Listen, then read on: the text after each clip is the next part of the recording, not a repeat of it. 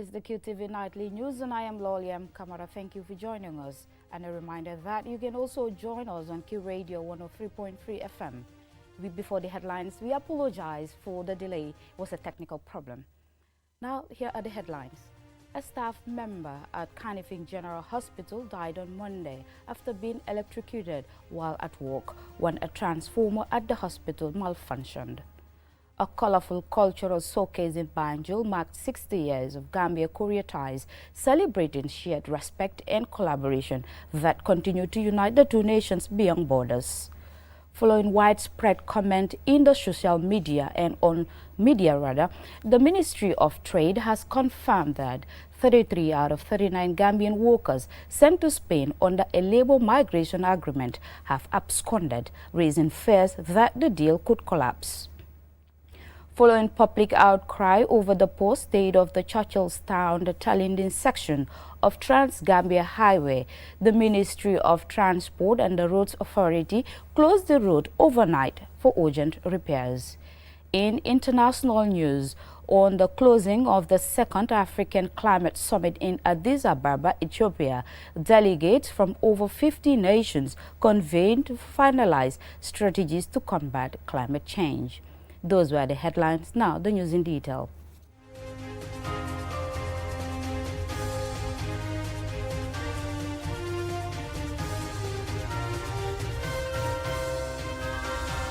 We apologize again. A staff member at Kanifing General Hospital died on Monday after being electrocuted while at work last Thursday. The incident occurred when a transformer at the hospital malfunctioned. Yafatugay visited the hospital, and this is her report. There was a fire incident. The fire emanated from the NAWEC transformer, which was behind. The transformer is the main power supply that NAWEC power supply will pass through. And in that transformer, you have the breaker that regularizes the power outreach, the power supply. So the gentleman on duty came to pull the breaker back to its normal position so that power will flow back to the wards and the theater. So unfortunately, electricity is hard to predict. Unfortunately, in the process of pulling the breaker back, so there was a spark. So he got burned. So when that happened, he was rushed to accident and emergency. He was giving basic health service. He was attended to giving basic care. Then when they realized that the condition is a bit severe, then he was referred to intensive care in Banjul. When asked why the victim, an employee of the hospital's oxygen tank department, entered the NAWEC transformer area, the PRO provided the following explanation. Yeah, he's oxygen attendants. But if you look at the institutions, we have dual role. Today you can be a cameraman, another day you can be a reporter. These are two different roles, but they are similar.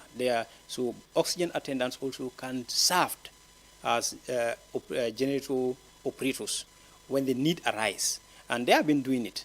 But the hospital also, we putting some safety measures in place to make sure that people do actually they limit themselves to their job description to avoid future occurrences.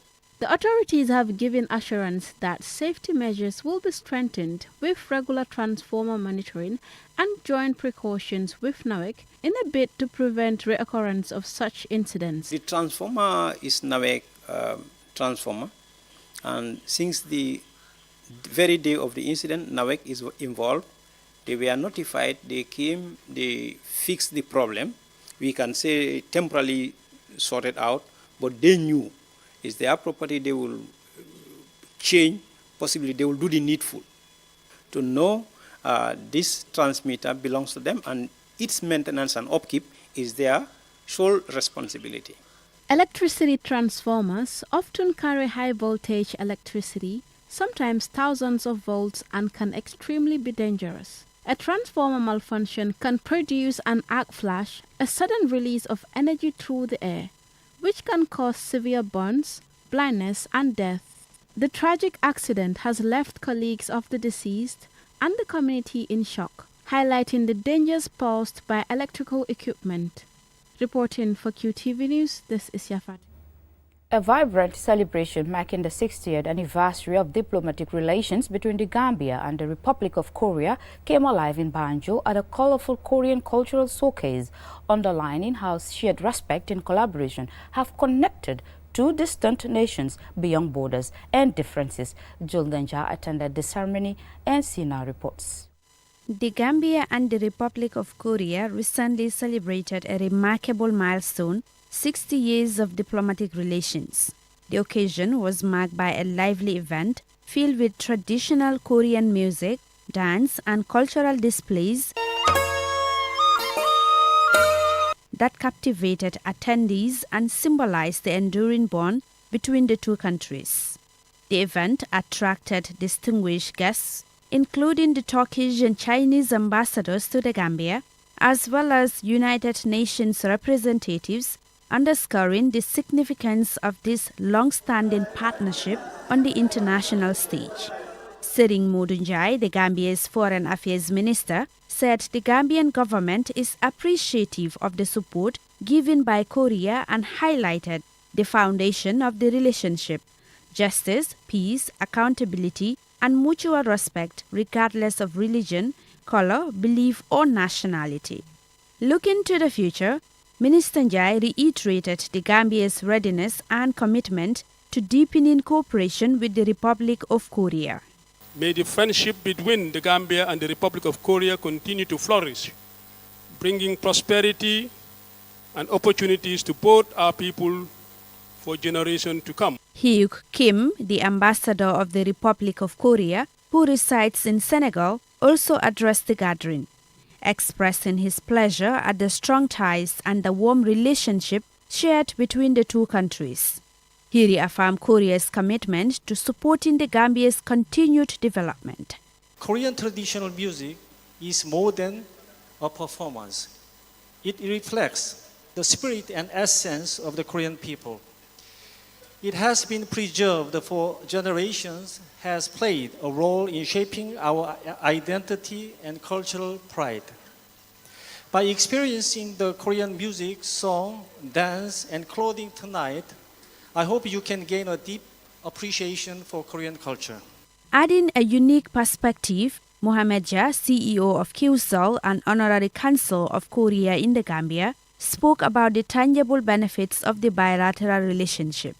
Mr. Jah noted that when the Gambia and Korea established diplomatic relations in 1965, the two countries differ greatly in size, geography, and economic status. Yet, they shared a powerful common ground, a deep belief in hard work, resilience, and the dignity of their people. Anniversaries are not just about looking back with pride. They are also about looking forward with hope. The story of Korea itself is an inspiration. From the ashes of war to becoming one of the world's most advanced economies, the Gambia too is writing its own story of resilience and transformation. And together, our partnership can help us both turn new pages. So today, let us honor this friendship. Let us celebrate its resilience and its promise, and step forward together, inspired by all that we have achieved and all that lies ahead. This 60th anniversary celebration was more than a diplomatic milestone. It was a vibrant testament to how culture and mutual respect can build bridges and establish strong ties between nations. The Gambia and Korea's partnership is an inspiring example of how collaboration, rooted in shared values, can overcome distance and differences, creating a future full of promise. For QTV News, I am Juldeyai. Followed widespread comment in the media and on social media. The Ministry of Trade, Regional Integration, Industry and Employment has confirmed that 33 out of 39 Gambian workers sent to Spain under a labor migration agreement have absconded, raising fears that the deal could collapse. Yafatugay has more. Do not come. The Spanish authorities, the European Union and the Gambia government will continue to pursue and find them, and if possible repatriate them back to the Gambia. But the consequences would be far-reaching, because we would have lost an opportunity for all of us to eventually go to Spain and work and return to the Gambia at will.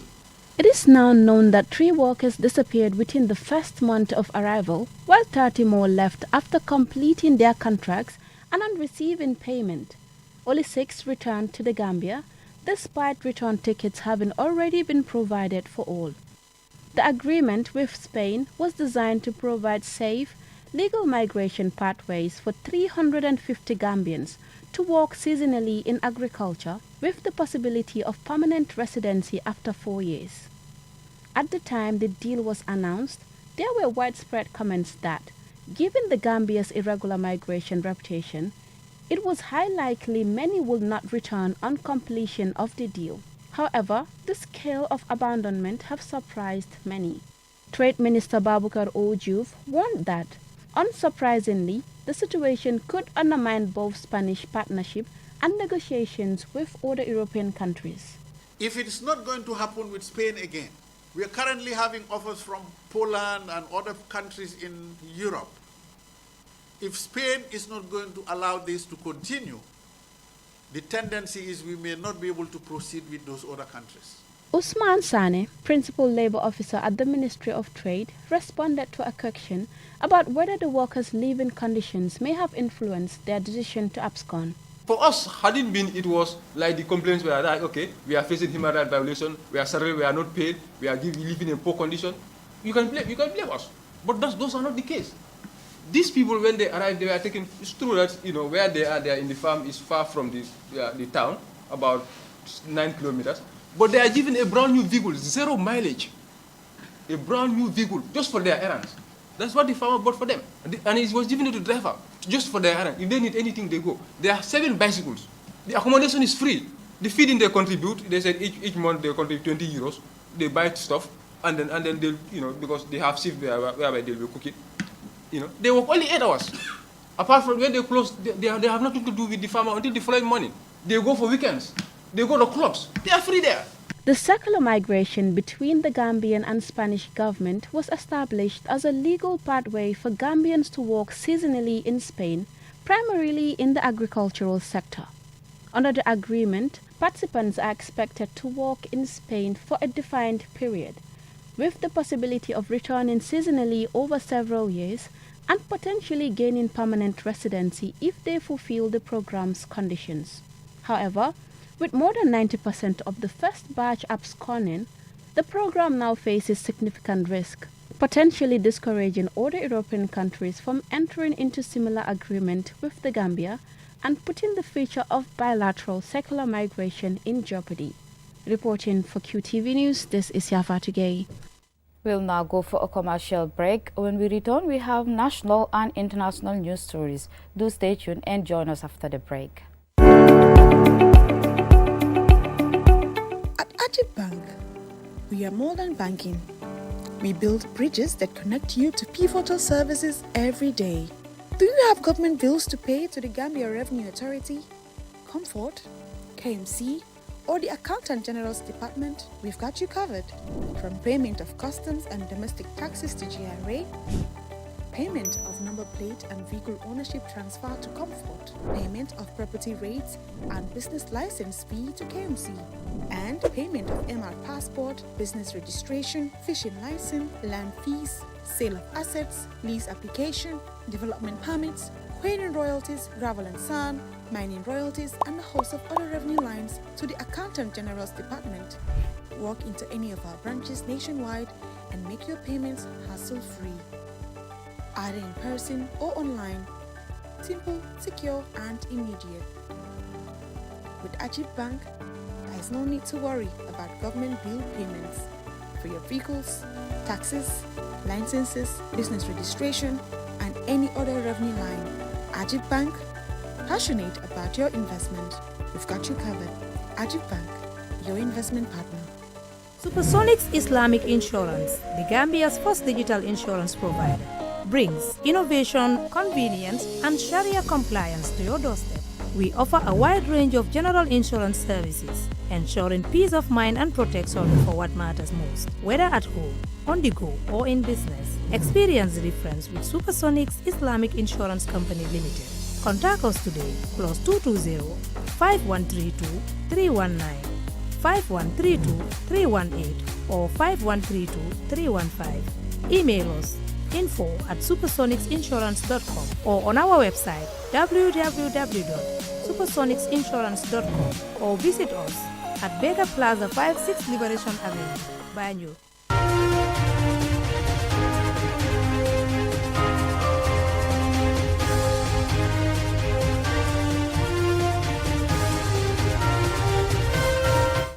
Welcome back, and this is QTV News. Following public outcry over the poor state of the Churchillstown-Talinding section of the Trans-Gambia Highway, which for years has posed difficulties for motorists, cyclists and pedestrians, the Ministry of Transport and the National Roads Authority temporarily closed the road overnight for urgent repairs. Esatubari has the details. This was the deplorable state of the strategic route before the repair works began from 9 p.m. on Thursday until 6 a.m. on Friday to carry out rehabilitation works. The busy stretch had become riddled with potholes, further worsened by the recent heavy rains, which caused flooding and made the road nearly impassable. Motorists have endured severe challenges along the route, with some vehicles getting stuck or damaged in the water-filled craters, leading to frequent traffic bottlenecks. Many drivers had even begun avoiding the route altogether, opting for longer alternative routes. Samba Simbal, Permanent Secretary at the Ministry of Works, Transport and Infrastructure, highlights the challenges of frustrations commuters, including himself, face when navigating this critical section of the route. I also went through a similar ordeal. Just about 3 days ago, I was coming from Tabokoto going to Fajara. From Tabokoto to Fajara, it took me 1 hour 30 minutes to reach Fajara because of the traffic congestion on the road. As you rightly pointed out, it was because of the potholes. Suleiman Sumarejani, the acting managing director of the National Roads Authority, says the agency is adopting a new approach to road rehabilitation. It's not a new road. This is a road that was built and has sustained or lived past its lifespan. Now, repairs were supposed to be done on it a long time ago, but they never happened to this extent. Now, essentially what we are doing is, when you build a road, you set, what you call the road bed, and it comes in different layers. The Gambia has never taken the opportunity to really maintain our road beds. Essentially, all we do is, if we just need to resurface, we don't just resurface, we tear the whole entire infrastructure down and rebuild it from scratch. That's a waste of resources. We are no longer doing that. We are no longer wasting resources in rebuilding our existing durable infrastructure that we spent so much money on to build from the start. That's the reason, why you say we want something durable. We've already done it once. Why redo it again? The need does not dictate that. All the need dictates is for us to do resurfacing, which is what we are doing. And we will maintain the existing roadbed. If there are any deterioration in the roadbed, we can fix it on a section-by-section basis. It doesn't call for us having to repair the whole entire road and just tearing it down. That's a thing of the past here in the Gambia. And what that does is it creates tremendous savings for government. Instead of having to spend hundreds of millions of dollars or dollars to rebuild the road, we'll only spend just a few, maybe 1 or 2 million to resurface it to some extent. And we'll still have a durable road like it was from the start.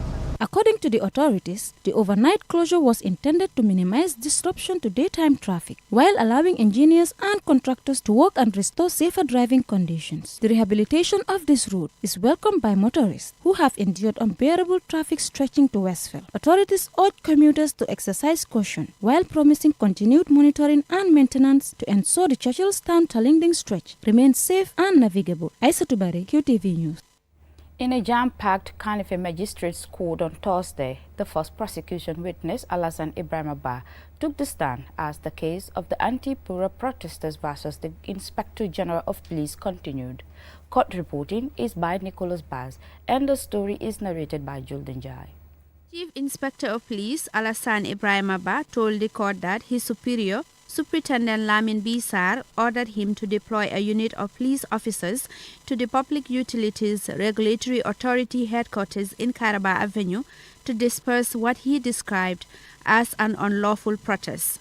The incident dates back to 22nd August 2025 when 23 individuals were arrested on allegations of holding a procession without a permit, a charge the prosecution says could have led to a breach of the peace.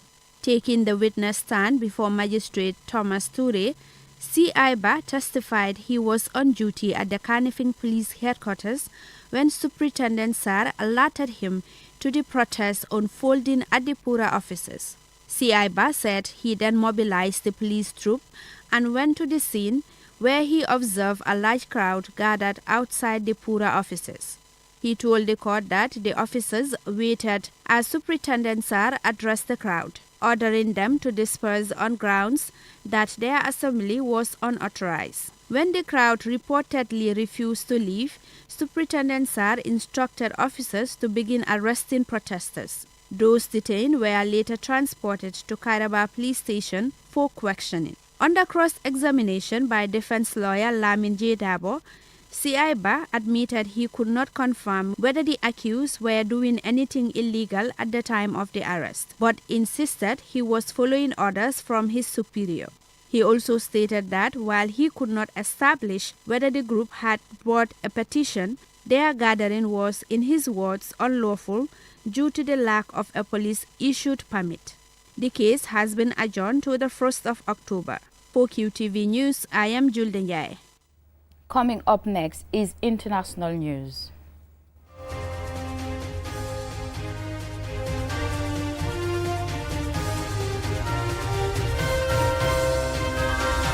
On the closing of the Second African Climate Summit in Addis Ababa, Ethiopia, delegates from over 50 nations convened to finalize strategies to combat climate change. The three-day summit saw leaders engaging in critical discussions on renewable energy, sustainable agriculture, and climate resilience.